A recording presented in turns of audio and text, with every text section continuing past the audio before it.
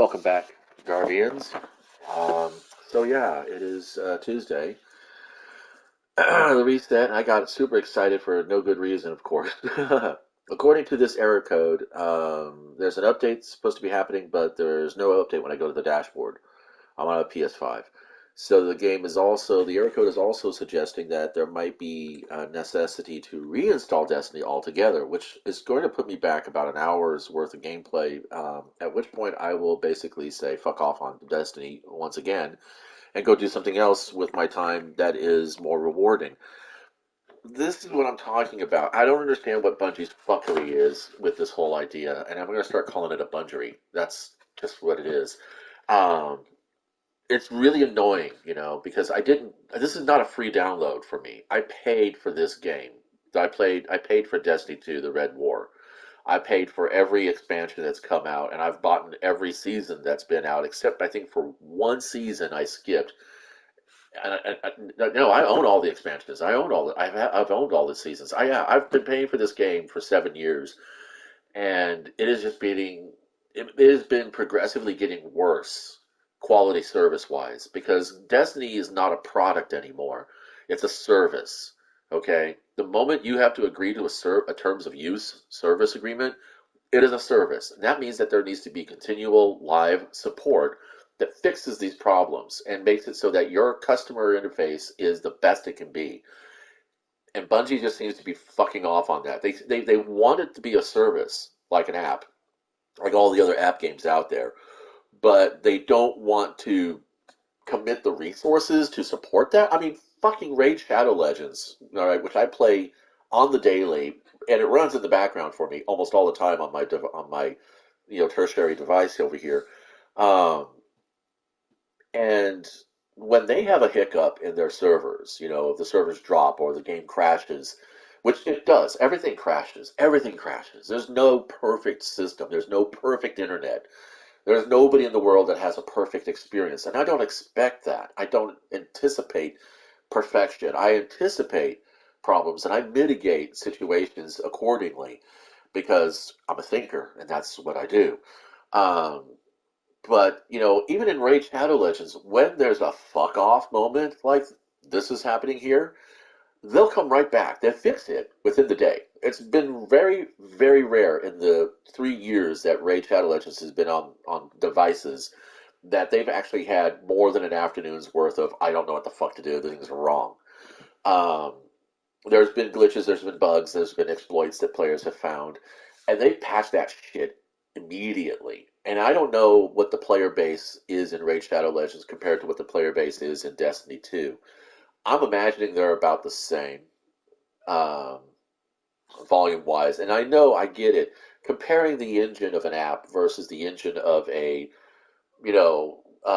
what they call it, a triple star or 5-star rated game.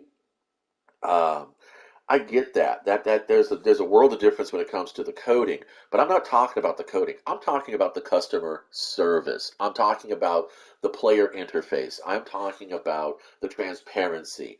When Raid fucks up, they immediately throw resources at you. Hey man, according to our records, your geographic, area, your area may have experiencing damage, to the game. You may have had a less than good experience with this game recently. So here's some resources to make up for the lost time. Because Raid realizes that your players' time is the one thing they're paying you, whether your game is free to play or a subscription service.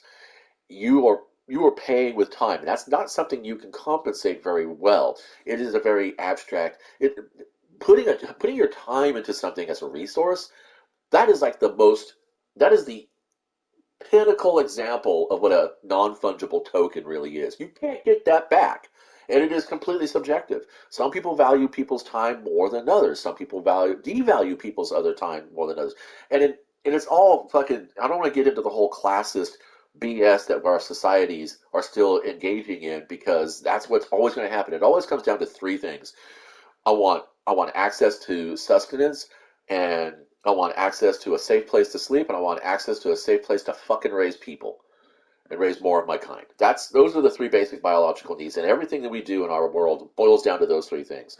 When we go for entertainment, That fourth luxury privilege, whatever you want to call it, thing, that is a non-essential experience, but it is integral to our mental and emotional health, and that's important. So, under the pressures of reproduction, sustaining your existence, and securing your existence, you need something to get away from that. That's what games are for. That's what entertainment is for. It's not a way to make more money originally. It's just a way to like let's break the tension of a really hectic hunt. We lost Olaf today. You know, Saber Cat came out and just tore his ass in half. We found a foot. We'll bury the foot and we'll give him a hero's burial. Because if Olaf hadn't died for us, we would have never have seen that saber cat in time, and we would have been able to take it down. And here's this really good meal that we've got now, and these skins that we're going to sleep with tonight that are nice. And, well, we're not going to sleep in the skins tonight because we have to cure them, because otherwise that's just gross. Yes, primitive man knew about curing hides before actually incorporating them into their daily day. Um, Sorry for that little anthropology dump there. But in any case, so yeah, that's a Bungerie. That's what I'm going to start calling it now. And I hopefully will be back and we'll be playing the reset, and I will be talking smack about the shop's offerings. In the meantime, thanks for stopping by. And now I'm not going to apologize for this rant because I deserve this rant because I expect better service. I do. And everybody should. And this is not a Karen moment. The power of the Karen is like the Force. You can use it for good or for bad.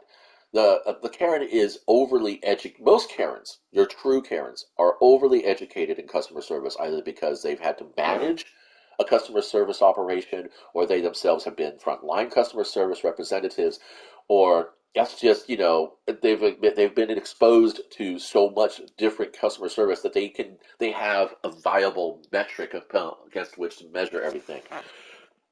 I don't know if you would call me a Karen or a Carl. I don't like being sexist when it comes to definitions like that, but I am a customer service specialist. I would say I'm experienced enough in the customer service environment. I've got more than 1,000 hours of being either being frontline and administrative, and as well as engaging in the practice of being the consumer side of it.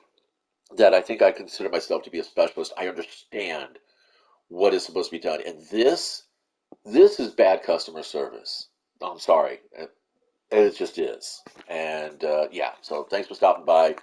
If you disagree, feel free to disagree. That's your right. That's your privilege. Enjoy.